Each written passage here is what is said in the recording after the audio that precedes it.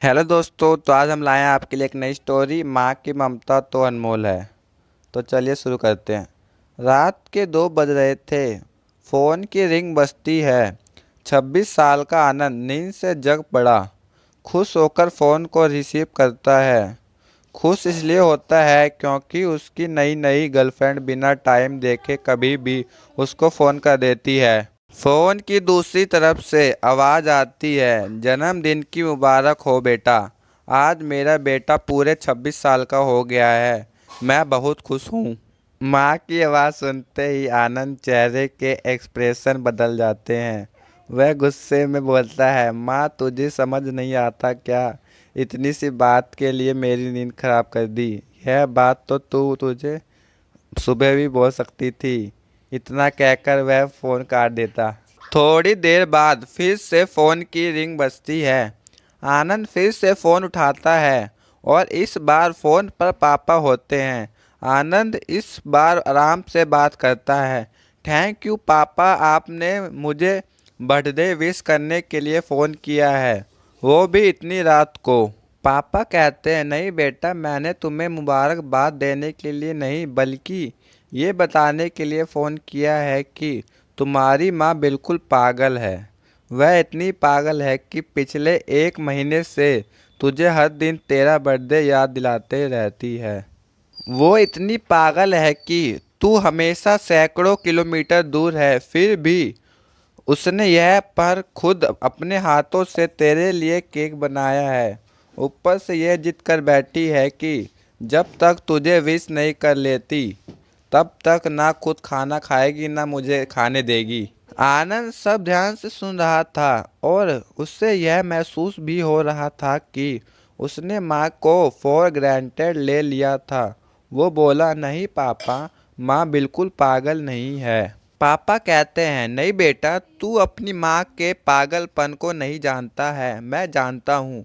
वह तो 26 साल पहले ही पागल हो गई थी जब डॉक्टर ने उससे कहा था यह तो हम बच्चे को बचा सकते हैं या आपको।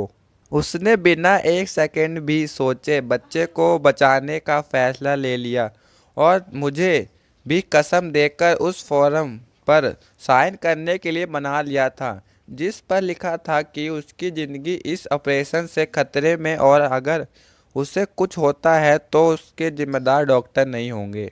अब तू ही बता, बिना तुझे देखे जो औरत तेरे लिए मरने को तैयार हो जाए उससे हम पागल नहीं कहेंगे तो क्या कहेंगे? इतना कहकर पापा ने भी फ़ोन रख दिया। आनंद ने भी अब यह महसूस किया था कि वह जो कर रहा था वह भूल नहीं, गुनाह था। हाँ, एक बार किसी इंसान को दुख तो होता ही है, लेकिन भगवान को दुख देना गुनाह ही होता है और माँ भगवान से कम नहीं होती। पश्चाताप के आंसू उसकी आंखों से बह निकले। सवेरा होते ही आनंद अपने घर की ओर रवाना हो गया, अपने माँ बाप से माफ़ी मांगने के लिए। घर पहुँचते ही उसने पहले माँ से माफ़ी मांगी जिसने उसे गले से लगा लिया। फिर वह अपने पापा से माफ़ी मांगने लगा। पापा ने कहा, कोई बात नहीं बेटा, जा तू वापस चला जा।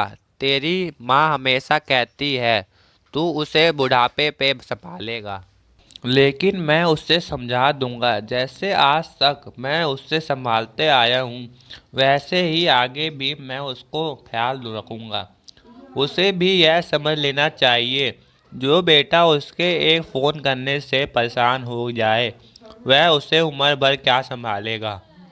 बाप की ऐसी कड़वी बातें सुन आनंद की आंखें बहने लगी। वो सर झुकाए अपने बाप के सामने चुपचाप खड़ा रहा।